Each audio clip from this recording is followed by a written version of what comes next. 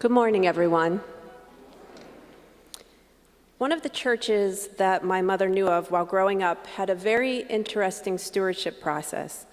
The church listed the name of each member and the amount that he or she had given that year in an annual publication. Well, this is one way to ensure that, number one, people continue to give out of the fear of being shamed, or that number two, they felt alienated and would never return. Among other issues, the problem with this publication was that it did not take into account the full picture. Maybe the person was tithing a large percentage of his or her income, even though the amount was small. Perhaps the family had experienced some serious financial hardship, the loss of a job, dealing with a serious illness that prevented increased giving.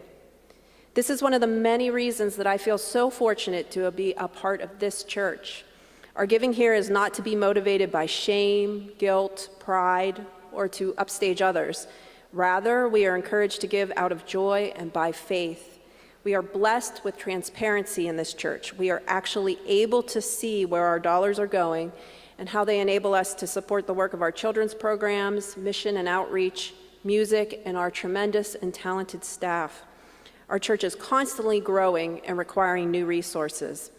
While this certainly is a blessing, it requires significant financial commitment from us, the congregation.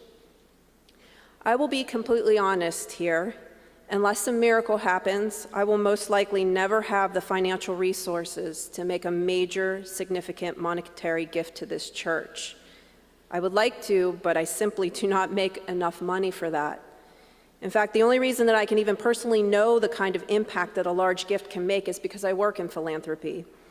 Believe me, this is frustrating to me. When I see everything that this church gives to my family and me, and all of the ways we are blessed to benefit, I feel overwhelmed by how little my gifts seem. But again, because I work in philanthropy, I am fortunate to see the impact of not only the large gifts, which are so important, but also the smaller, steady, regular gifts, the ones that continue to come in and increase year after year after year, the drops that eventually fill the bucket.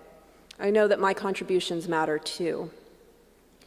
Before my father died, I was eavesdropping on a conversation that he was having with my very young daughter. He was telling her small bits of information about everyone in the family, distilling their lives and personalities down to one or two lines. When he got to me, he said, "And then there's your mommy. She likes to give away her money." Indeed, I do, especially because I have received so much. The Holy Spirit is alive in me. It is alive in this church. Before you sign your pledge card for next year, please think of all the ways that the Holy Spirit is alive in your life and respond thankfully.